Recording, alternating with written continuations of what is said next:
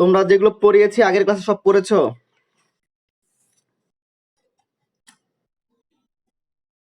আচ্ছা, এখন কেউ একজন বলো তো আইসোটোপ কাকে বলে?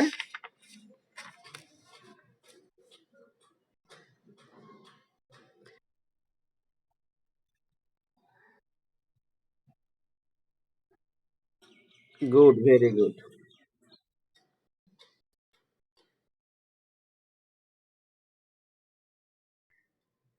আমরা পড়াচ্ছিলাম অধ্যায় 6 না, পরমাণুর গঠন। ওকে, আচ্ছা, ওকে। কে বলছো আইসোটোপের সংখ্যা, নামটা একটু বলো তো।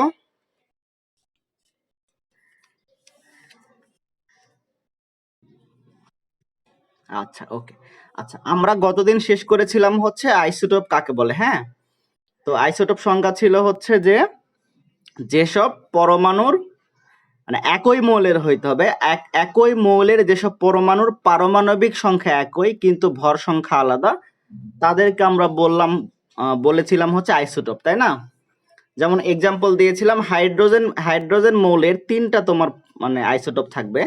একটা নাম হচ্ছে প্রোটিয়াম থাকবে। আর কি থাকবে বলো তো? আরেকটা কি থাকবে?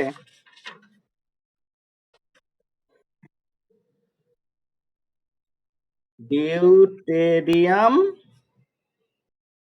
আর হচ্ছে ট্রিটিয়াম। হ্যাঁ, ওকে, ভেরি গুড। ওকে, এখন আমাকে বলো যে এই হচ্ছে প্রোটিয়ামের তোমার কি আমার আহ, পারমাণবিক সংখ্যা কত, আর হচ্ছে ভর সংখ্যা কত, এগুলো আগে বলবা। হ্যাঁ, বলো। প্রোটিয়ামের পারমাণবিক সংখ্যা কত? 1। ভর সংখ্যা? ভর সংখ্যা 1। হ্যাঁ। ডিউটেরিয়ামের ক্ষেত্রে পারমাণবিক সংখ্যা কত? 2। 2 না 1? এই মিউট করো, যারা মিউট করো না মিউট করো। সবগুলোর আমার পারমাণবিক সংখ্যা 1 হবে, হ্যাঁ, কিন্তু ভর সংখ্যা আলাদা হবে। এখানে হবে 2, এখানে হবে 3। এখন ঠিক আছে?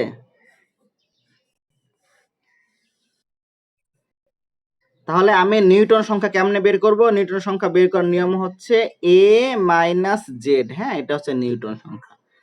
তাহলে তাহলে আমার ডিউটেরিয়ামের নিউটন সংখ্যা, প্রোটিয়ামের নিউটন সংখ্যা কত হবে? 1 মাইনাস 1 মানে 0 নাকি? ডিউটেরিয়ামের কত হবে? 1। আর ট্রিটিয়ামের কয়টা নিউটন থাকবে? 2। Very good. আচ্ছা, এখন তাহলে যেহেতু তাদের হচ্ছে পারমাণবিক সংখ্যা আলাদা, পারমাণবিক সংখ্যা সেম কিন্তু ভর সংখ্যা আলাদা, তাদের ধর্ম মানে তাদের বৈশিষ্ট্য মোটামুটি সেম হবে, কিন্তু কিছু কিছু জিনিসপত্র আলাদা হবে, সেটা আমরা গতদিন বলেছিলাম। এবং লাস্ট দিন আমরা বলেছিলাম আইসোটোপের ধর্ম ও ব্যবহার। আইসোটোপের ধর্ম, আচ্ছা, আইসোটোপের ব্যবহারের মধ্যে আইসোটোপ কোথায় কোথায় ইউজ করতে পারি একটু বলো তো।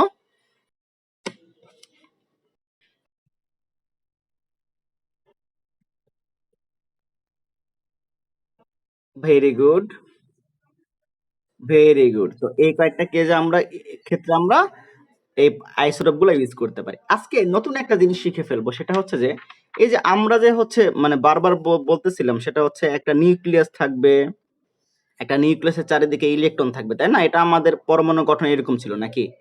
ওকে, ইলেকট্রন গুলা কই থাকবে? নিউক্লিয়াসের চারিদিকে থাকবে। এখন কথা হচ্ছে যে এটা হচ্ছে প্রথম কক্ষপথ বলবো আমরা। এখন এই 1 নাম্বার কক্ষপথে কতগুলো ইলেকট্রন থাকবে, আবার যদি 2 নাম্বার কক্ষপথ থাকে এখানে কতগুলো ইলেকট্রন থাকবে, সেটা আমরা দেখবো আর কি। হ্যাঁ, আমার কথা ক্লিয়ার? এই তোমরা মিউট করো না কেন?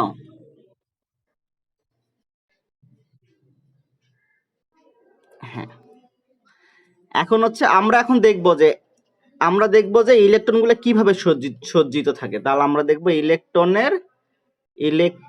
গুলো ইলেকট্রন গুলো কিভাবে কক্ষপথে সজ্জিত থাকে। ওকে, ওকে। এখন বলো যে যে পরমাণুর পারমাণবিক সংখ্যা হচ্ছে 1, সেখানে আমরা জানি প্রোটন থাকবে একটা, হ্যাঁ তাই না? ইলেকট্রন কয়টা থাকবে? একটাই, ভেরি গুড।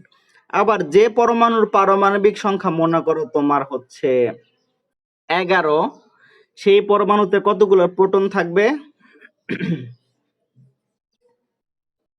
11টা। ইলেকট্রন কতগুলো থাকবে?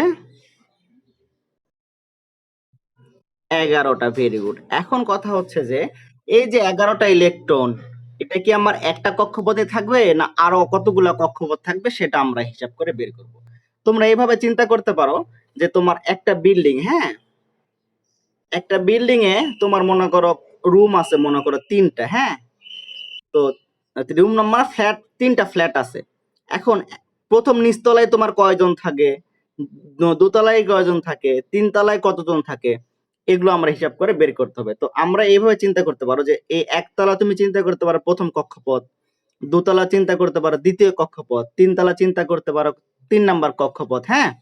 তো এইভাবে তো ইলেকট্রন গুলো তোমার বিভিন্ন ভাবে তোমার মানে কক্ষপথ গুলোয় থাকবে, সজ্জিত থাকবে কক্ষপথে। এখন কথা হচ্ছে যে এখন একটা কক্ষপথে সর্বোচ্চ কতগুলো ইলেকট্রন থাকতে পারে, সেটা আমরা হচ্ছে একটু দেখবো, হ্যাঁ। ক্লিয়ার? কি দেখবো আমরা?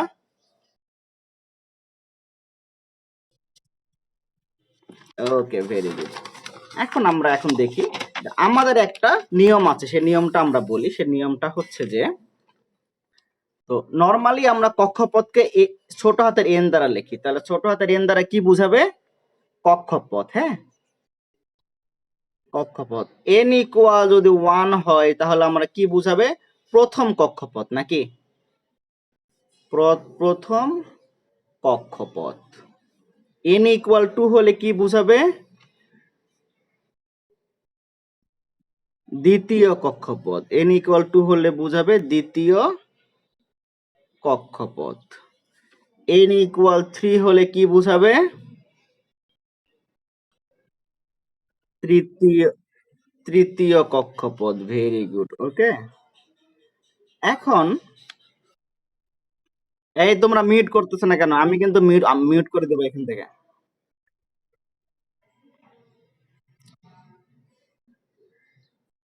ওকে। এখন একটা পথে যতগুলো ইলেকট্রন থাকবে তার একটা সূত্র আছে। সূত্রটা হচ্ছে 2 × n², হ্যাঁ। এটা তাহলে কি কার সূত্র? একটি কক্ষপথে একটি কক্ষপথে কতগুলো কতগুলো ইলেকট্রন থাকতে পারে, সেটা হচ্ছে আমার ফর্মুলা কি? 2 × n²। তাহলে দেখো প্রথম কক্ষপথে কতগুলো ইলেকট্রন থাকবে দেখি। প্রথম কক্ষপথে আমরা লিখি, প্রথম কক্ষপথে ইলেকট্রনের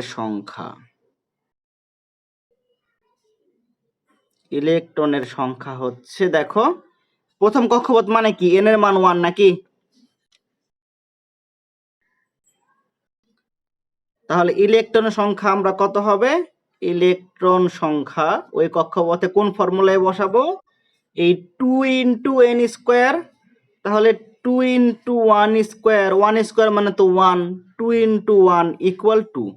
তাহলে প্রথম কক্ষপথে সর্বোচ্চ তোমার দুইটা ইলেকট্রন থাকতে পারে। কয়টা ইলেকট্রন থাকতে পারে? দুইটার বেশি থাকবে না। আবার তাহলে আমরা দেখি যে দ্বিতীয় কক্ষপথে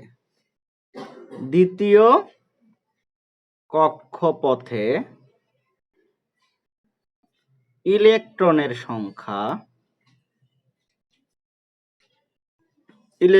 সংখ্যা বের করব। এখন যদি এটা বের করতে চাই তাহলে দ্বিতীয় কক্ষপথে n এর মান কত আমার? বলো। 2। তাহলে ইলেকট্রনের সংখ্যা কতগুলো থাকবে? ইলেকট্রন সংখ্যা কত হবে? 2 × n² মানে হচ্ছে 2 × 2², হ্যাঁ। তাহলে 2 স্কয়ার মানে কত? 4। তাহলে কত হবে এটা? 8। তাহলে দ্বিতীয় কক্ষপথে সর্বোচ্চ কতগুলো ইলেকট্রন থাকতে পারবে? 8টা। এর বেশি থাকতে, তাহলে দ্বিতীয় কক্ষপথে 8টার বেশি ইলেকট্রন থাকতে পারবে না। এখন তোমরা বলো তো তৃতীয় কক্ষপথে ইলেকট্রন কতগুলো থাকবে?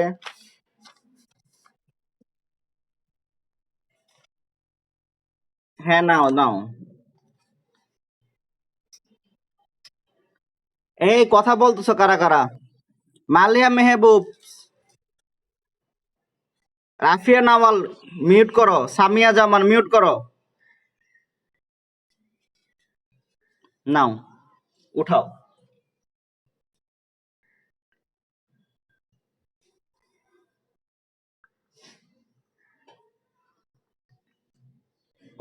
লেখা শেষ হয়েছে?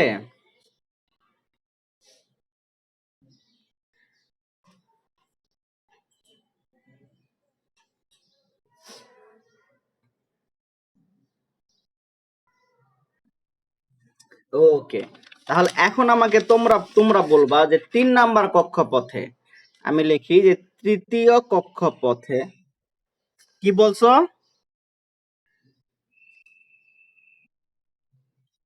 ওকে, ভেরি গুড। তো এই তোমরা আগে বলে ফেলেছো, তৃতীয় কক্ষপথে ইলেকট্রন সংখ্যা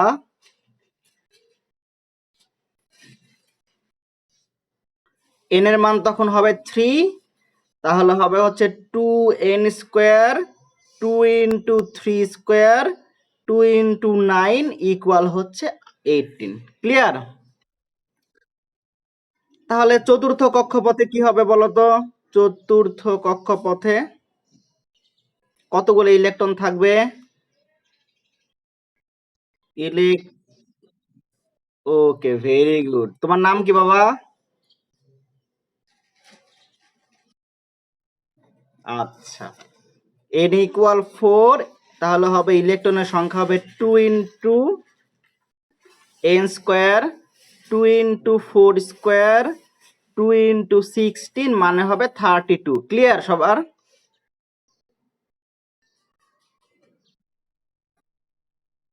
ওকে, এখন আমাকে তোমরা বলবা যে এই যে সোডিয়াম যে আমার মানে মৌল, সোডিয়াম মৌলের বা সোডিয়াম পরমাণুর পারমাণবিক সংখ্যা হচ্ছে তোমার জেড এর মান হচ্ছে 11। হ্যাঁ, জেড এর মান 11 মানে কি? আমার প্রোটন থাকবে 11টা, ইলেকট্রন থাকবে 11টা। হ্যাঁ, এখন এই 11টা ইলেকট্রন আমার কতগুলা কক্ষপথে থাকবে সেটা আমরা হিসাব করব। তাহলে আমরা দেখি যে এটা মনে হয় নিউক্লিয়াস। প্রথম কক্ষপথে কটা ইলেকট্রন থাকতে পারে? 2টা নাকি? 2টার বেশি থাকবে? 2টা বেশি থাকবে না। তাহলে একটা বসাই, একটু আমি বোল্ড করে দেই, 2টা বসাই। তাহলে আর বাকি থাকে কয়টা? 9টা বাকি থাকে নাকি? 11টা থেকে তো 2টা আমি বসাই ফেলছি নাকি? তাহলে 2 নাম্বার কক্ষপথে আমার সর্বোচ্চ কয়টা থাকতে পারে? 8টা। তাহলে 9টা থেকে আমি 8টা যদি বসাই ফেলি, 1 2 3 4 5 6 7 8। হ্যাঁ, তাহলে আর বাকি থাকে কয়টা? একটা বাকি থাকে নাকি? এখন 3 নাম্বার কক্ষপথ, আরেকটা কক্ষপথ লাগবে না? 2 নাম্বার কক্ষপথে তুমি ইচ্ছা করলে তো 9টা বসাইতে পারবে না, কারণ কি? 2 নাম্বার কক্ষপথে সর্বোচ্চ তোমার 8টা থাকতে পারে, 8টা বসাই ফেলছি। এখন 3 নাম্বার কক্ষপথে সর্বোচ্চ কতগুলো থাকতে পারে? 18টা নাকি? তাহলে এই একটা ইলেকট্রন কত নাম্বার কক্ষপথে বসবে? কাজী শ্রাবণে মিউট করো। হ্যাঁ, তাহলে এখানে একটা ইলেকট্রন তোমার বসে যাবে। হ্যাঁ, তাহলে এখানে কিন্তু আমার 18টা বসলো না, বসলো?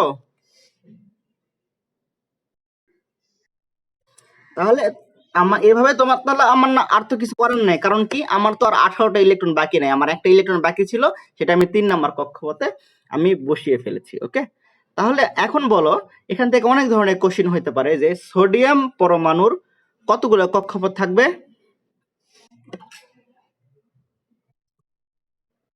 3টি। Very good.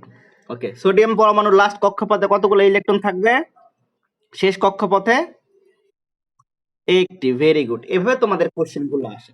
এখ- এখন হ্যাঁ, এটা আমি করে দিলাম, এখন তোমরা একটা করবা। হ্যাঁ, সেটা হচ্ছে যে ক্লোরিন। হ্যাঁ, ক্লোরিন একটা পরমাণু, সেই পরমাণুর পারমাণবিক সংখ্যা হচ্ছে তোমার ক্লোরিন এর পারমাণবিক সংখ্যা হচ্ছে, জেড এর মান হচ্ছে তোমার 17।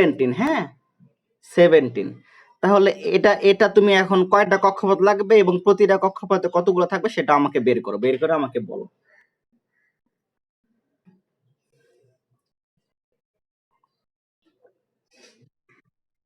হ্যাঁ বলো তো বাবা, কত কত হয়েছে?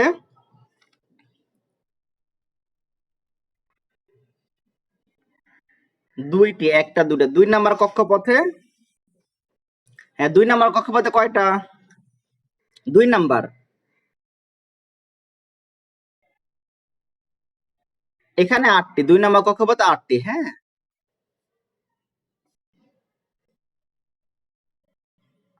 তাহলে 3 নাম্বার কক্ষপথে কতগুলো থাকবে? 7টি, ভেরি গুড। তাহলে এখানে 2, 3, 4, 5, 6, 7। হ্যাঁ, এটা। সবাই কি আমার কথা বুঝছো কিভাবে ইলেকট্রন বিন্যাস করতে হয়?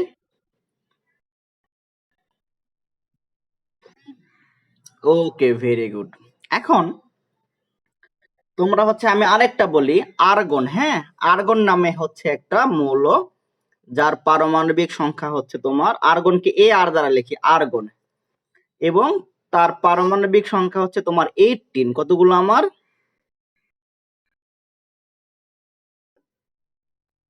তা- তাহলে তার প্রোটন থাকবে কতগুলো?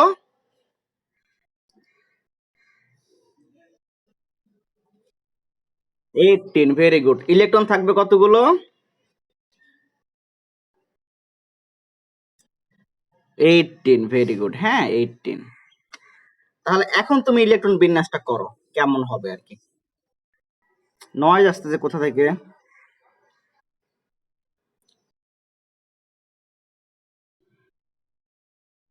হ্যাঁ, 8টি, ভেরি গুড।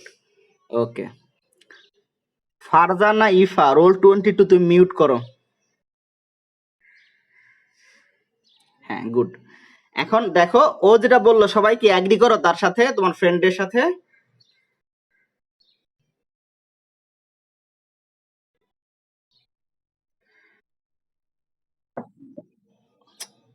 কে নয়েজ করতেছে? আমি কিন্তু এবার নয়েজ করলে কিন্তু মানে দেখতে পারলে কিন্তু রিমুভ করে দেবো কিন্তু। ওকে। তাহলে প্রথম কক্ষপথে থাকবে হচ্ছে তোমার, এটাই নিউক্লিয়াস। হ্যাঁ, প্রথম কক্ষপথে 2টি, তাহলে 1টি 2টি এভাবে বসাও। 2 নাম্বার কক্ষপথে বসবে 8টি। হ্যাঁ, 1, 2, 3, 4, 5, 6, 7, 8। 3 নাম্বার কক্ষপথে কতগুলো বসবে? আমি হিসাব করি, 2টি আর 8টি, 10টি বসাই ফেলছি। 18 থেকে আমার 10 বাদ দিলে থাকে 8টি, আর 8টি আমার বসবে। 1, 2, 3, 4, 5, 6, 7, 8। তোমরা কিন্তু এগুলো পরীক্ষার খাতায় কিন্তু কম্পাস দিয়ে সুন্দর করে আঁকাবা। হ্যাঁ, এই বৃত্তগুলো, ঠিক আছে? এভাবে তুমি তেরা বেঁকা করে কিন্তু আঁকাবা না। আমার কথা বুঝছো? ওকে। এখন এখন আরো আরো তোমরা হচ্ছে কয়েকটা নাও, বই অনেকগুলো বলা আছে, এগুলো করতে হবে। সেটা হচ্ছে যে, এক সোডিয়াম করে ফেলছি আমরা ফ্লোরিন। হ্যাঁ, ফ্লোরিনকে লিখি হচ্ছে এফ দ্বারা।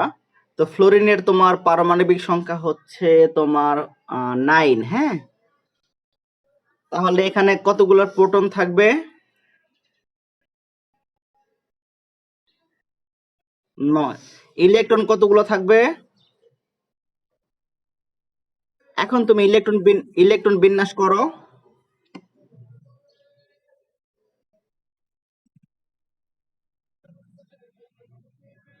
7টি, ভেরি গুড। এই তো হয়ে যাচ্ছে। এখন নাইট্রোজেনকে লিখি এন দ্বারা। নাইট্রোজেনের তোমার তাহলে জেড এর মান হচ্ছে তোমার, নাইট্রোজেনের জেড এর মান তোমার, ওকে, 7। হ্যাঁ, 7। তাহলে নাইট্রোজেনের তোমার প্রোটন সংখ্যা 7, ইলেকট্রন সংখ্যাও তোমার 7। হ্যাঁ, দুইটি দ্বিতীয় কক্ষপথে 5টি, ভেরি গুড। তারপরে আসো ম্যাগনেসিয়াম। ম্যাগনেসিয়ামকে লিখি হচ্ছে আমরা Mg দ্বারা। Mg দ্বারা বুঝে ম্যাগনেসিয়াম, হ্যাঁ? তো ম্যাগনেসিয়ামের তোমার Z এর মান হচ্ছে 12। তাহলে ম্যাগনেসিয়ামের কতগুলা প্রোটন থাকবে? 12টি। ইলেকট্রন কতগুলো থাকবে? 12টি। এখন তুমি ইলেকট্রন বিন্যাস করো। প্রথম কক্ষপথে কয়টা থাকবে? 2টি। তারপরে 2টি, ভেরি গুড। তোমরা তো অনেক স্মার্ট তোমরা, হ্যাঁ? এখন হ্যাঁ, তারপরে আসি আমরা ম্যাগনেসিয়াম গেলে অ্যালুমিনিয়াম। অ্যালুমিনিয়ামকে লিখি হচ্ছে Al দ্বারা, অ্যালুমিনিয়াম। অ্যালুমিনিয়ামের আমার Z এর মান হচ্ছে তোমার 13। কত আমার? তাহলে প্রোটন থাকবে কতগুলো?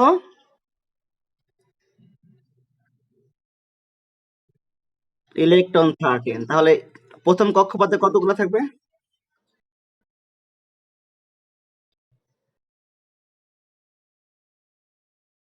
3টি, ভেরি গুড, ভেরি গুড। খুব ভালো লাগতেছে, তোমরা অনেক সুন্দর করে এখানে এগুলো পেরে যাচ্ছ। ওকে, ওকে। তারপরে সালফার। সালফারের পারমাণবিক সংখ্যা হচ্ছে এস, মানে এস দ্বারা লিখি সালফার। সালফারের তোমার হচ্ছে পারমাণবিক সংখ্যা হচ্ছে তোমার 16, হ্যাঁ? তাহলে এখানে বলো তো কতগুলো প্রোটন থাকবে?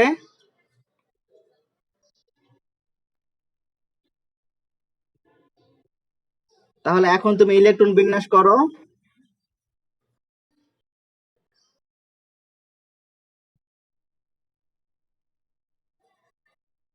6টি ইলেকট্রন, ভেরি গুড। তারপর আরেকটা করি, হ্যাঁ? আমরা হচ্ছে লিথিয়াম। Li দ্বারা বুঝে হচ্ছে লিথিয়াম। লিথিয়ামের Z এর মান হচ্ছে তোমার 3। তাহলে এখানে কতগুলো প্রোটন থাকবে? 3টি। ইলেকট্রন কতগুলো থাকবে? 3টি। তাহলে এখন ইলেকট্রন বিন্যাস করো তো।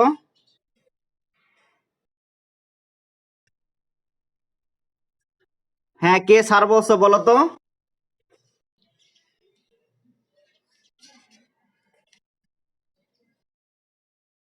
কে আমাকে কোনো কোশ্চেন জিজ্ঞেস করতেছিল বলো।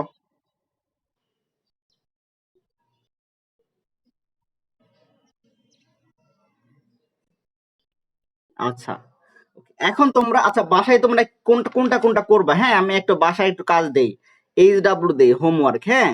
হোমওয়ার্ক তোমরা আমি বলি, বেরিলিয়াম। বেরিলিয়াম হচ্ছে বেরিলিয়ামের জেড এর মান হচ্ছে, আচ্ছা বেরিলিয়ামকে লিখি BE দ্বারা, হ্যাঁ? বেরিলিয়াম। এখানে জেড এর মান তোমার হচ্ছে 4, এটার জন্য করবা। বি দ্বারা লিখি হচ্ছে বোরন। বোরনের জেড এর মান হচ্ছে তোমার 5। তারপরে কার্বনের জেড এর মান তোমার হচ্ছে 6, হ্যাঁ? তারপরে আর কি করবা? নিয়ন, ঠিক আছে? নিয়ন, আচ্ছা নিয়ন, আচ্ছা নিয়ন তো 10টা তো করাইছে মনে হয়, হ্যাঁ? তারপরে আসি সালফার করাইলাম, আচ্ছা ফসফরাস পি, এখানে জেড এর মান হচ্ছে তোমার 15। এগুলো তোমরা মানে তোমরা দেখবা প্রথম কক্ষপথে কয়টা ইলেকট্রন থাকে সেটা তোমরা হচ্ছে, আর দ্বিতীয় কক্ষপথে কয়টা এগুলো তোমরা দেখবা। মেনলি হচ্ছে তোমাদের বইয়ের আমি বলি 61 পেজ, হ্যাঁ? 61 পেজের যে তোমার চার্টটা আছে, এই চার্টটা তোমরা ফিল আপ করবা। ওকে, ক্লিয়ার? HW কোনটা বুঝতে পারছো? তোমাদের বইয়ের মানে ষষ্ঠ অধ্যায়ের যে তোমার 61 পেজ, হ্যাঁ? পেজ নাম্বার তোমার 61। এই পেজে একটা চার্ট দেওয়া আছে। এই চার্টে তোমার সুন্দর করে মৌলর নাম, পারমাণবিক সংখ্যা, প্রতীক এবং ইলেকট্রন বিন্যাস, ঠিক আছে? ওই যে তোমরা হয়তোবা দেখে থাকবা প্রথম কক্ষপথে কয়টা, দ্বিতীয় কক্ষপথে কয়টা, এইভাবে তোমাদের দিতে হবে। এগুলো দিয়ে এই চার্টটা ফিল আপ করবে, হ্যাঁ? ফিল আপ করবা, তারপরে আমি নেক্সট দিন এটা নিবো আর কি। ওকে, ওকে। এখন আসি আমরা যে জিনিসটা এরপরে ইম্পর্টেন্ট, সেটা হচ্ছে HW কিভাবে দেখবো সেটা পরে, তোমার খাতা আগে করে রাখবে, হ্যাঁ? তারপরে হচ্ছে কিভাবে দেখবো সেটা হচ্ছে আমি পরে জানিয়ে দেবো কিভাবে দেখবো। আমরা মেসেঞ্জার গ্রুপেও দেখতে পারি, অথবা তোমাদের হচ্ছে যেভাবে হোক আমি HW নিবো আর কি। ওকে, এখন আসি। তো এই যে ইলেকট্রন বিন্যাস আরেকটা না, এটা আমি বললাম তো আগে হচ্ছে তোমরা এইচডাব্লিউটা করো, হ্যাঁ, তারপরে আমরা দেখবো কিভাবে কিভাবে দেখা যায় সেই প্রসিডিউরটা আমি বলবো। ওকে, আগে তোমরা এইচডাব্লিউটা বাসায় করো। ওকে, না বইয়ের ভিতরে লিখবা না, তোমার খাতায় লিখবা, সুন্দর করে ছকটা করবা, করে তোমরা খাতায় লিখবা, বই কেন দাগাবা। ওকে, এখন আসি, আমরা আরেকটা জিনিস শিখে ফেলবো যে ইলেকট্রন বিন্যাস ও মৌলের ধর্ম কি দেখবো।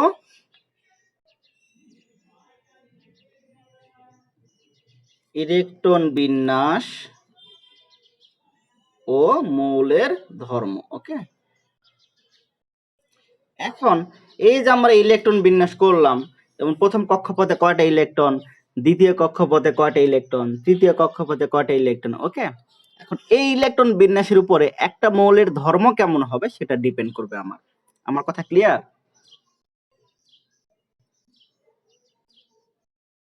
ওকে, সবাই কি আমার কথা বুঝছো? জি স্যার, তো আমি মনে হচ্ছে এক দুই দিন বলতেছে, আর সবার কি অবস্থা? নাকি মিউট করে মানে অন করে ঘুমাই গেছো, কোনটা?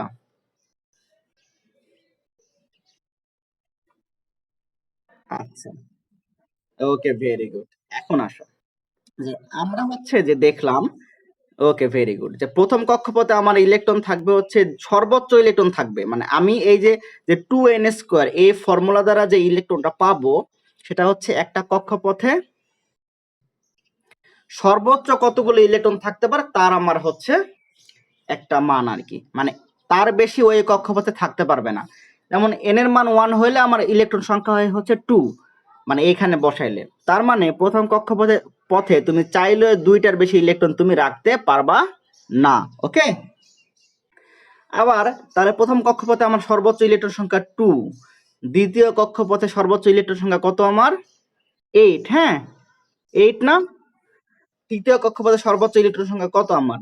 18 নাকি? আর তৃতীয় কক্ষপথে আমার সর্বোচ্চ ইলেকট্রন সংখ্যা কত আমার? চতুর্থ কক্ষপথে কত আমার? 32, তাই না? এরকম না? Okay very good. এখন কথা হচ্ছে, যদি কোনো মৌলের লাস্ট কক্ষপথে মানে শেষ কক্ষপথে 2টা অথবা 4টা অথবা 18টা অথবা 32টা থাকে, তাহলে সেই মৌলকে আমরা বলবো স্থিতিশীল। কি বলবো?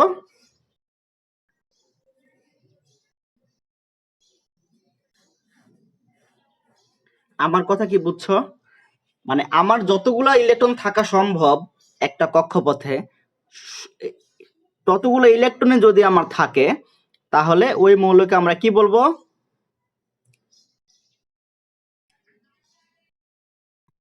আর যদি না থাকে তাহলে বলবো অস্থিতিশীল। যেমন আমি একটা এক্সাম্পল দেই, যে তোমার হিলিয়াম, হ্যাঁ, হিলিয়ামকে লিখি He, এর আমরা পারমাণবিক সংখ্যা হচ্ছে 2, তার মানে প্রোটন সংখ্যা এখানে 2, তাহলে ইলেকট্রন সংখ্যা 2 হবে। তাহলে এখন বলো তো হিলিয়ামের কয়টা কক্ষপথ থাকবে? একটি। কারণ কি? আমার তো প্রথম কক্ষপথে আমার সর্বোচ্চ 2টা থাকতে পারে, 2টা ইলেকট্রন হিলিয়ামের অলরেডি আছে এখানে। ওকে, এটা হচ্ছে হিলিয়ামের ইলেকট্রন বিন্যাস। তাহলে আমাকে একটু চিন্তা করে বলো, এই যে হিলিয়ামটা তোমার স্থিতিশীল না অস্থিতিশীল? কারণ কেন? কারণ কি?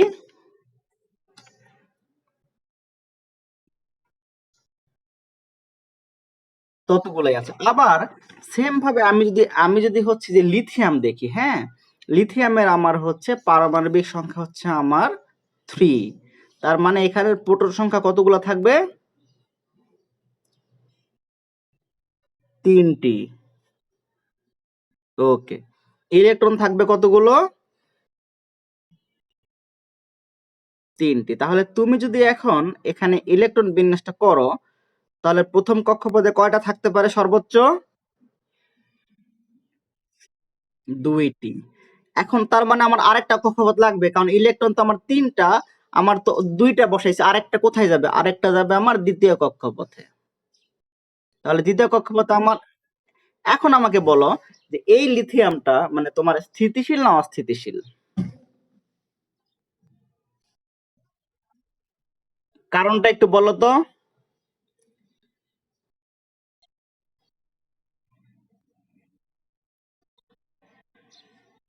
কে কে বলছো? নামটা একটু শুনি। আচ্ছা, আচ্ছা, তুমি তো নতুন আসছো মনে হয় না? তুমি কি ফেরদৌসী ম্যাডামের মানে কেউ হও নাকি? হ্যাঁ? ও আচ্ছা, আচ্ছা। আমাদের স্কুলের ফেরদৌসী ম্যাডামের হচ্ছে ভাতিজিন কেউ একজন আসছে আরকি। হ্যাঁ? ক্লাস 8 এ। কে? সে মেয়েকে নাম কি?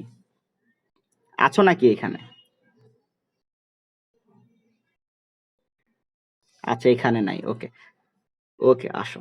তাহলে আমরা এটা কেন অস্থিতিশীল হচ্ছে? কারণটা হচ্ছে যে আমার ২য় কক্ষপথে তোমার ৮ টা থাকার কথা সর্বোচ্চ, হ্যাঁ? কিন্তু আছে কয়টা?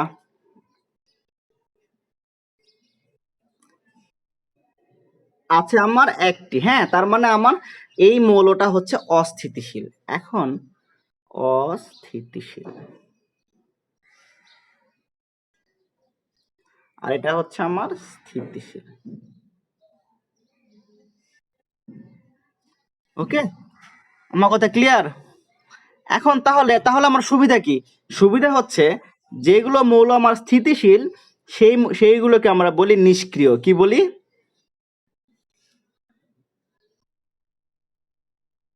কারণটা হচ্ছে তারা কোনো বিক্রিয়াতে অংশগ্রহণ করে না। কোথায় অংশগ্রহণ করে না?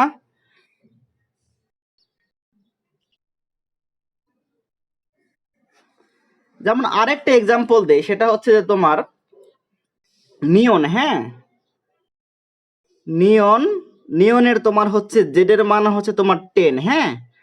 তাহলে এখানে প্রোটন সংখ্যা থাকবে হচ্ছে 10 টা, ইলেকট্রন সংখ্যা থাকবে 10 টা। এখন এটাকে তুমি হচ্ছে পারমাণবিক ইলেকট্রন বিন্যাস করো তো প্রথম কক্ষপথে কয়টা থাকবে?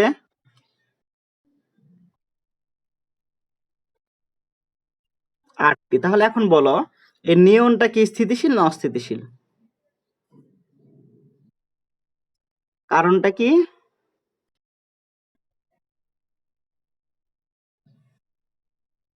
তাই না? ইলেকট্রন যতগুলা থাকা দরকার আমরা ততগুলা ইলেকট্রন এখানে আছে। এখন তার মানে কি এই নিয়নটা কোনো বিক্রিয়ায় অংশগ্রহণ করবে না। ওকে? তাহলে নিয়নটাকে আমরা বলি নিষ্ক্রিয়। কি বলি? তাহলে একটা জিনিস এখান থেকে আমরা শিখে ফেললাম, সেটা হচ্ছে যে যেসব মৌলের শেষ কক্ষপথে যতগুলো ইলেকট্রন থাকার কথা ঠিক ততগুলোই যদি থাকে তাহলে ওই মৌলটা কোনো বিক্রিয়ায় অংশগ্রহণ করবে না। তাই না? তাহলে এটা কি আমরা একটা মৌলের ধর্ম না? যে মৌলটা ইলেকট্রন বিন্যাস তোমার হচ্ছে বিক্রিয়ায় অংশগ্রহণ করতে পারল না। এখন একটা মৌল বিক্রিয়ায় অংশগ্রহণ করবে কি?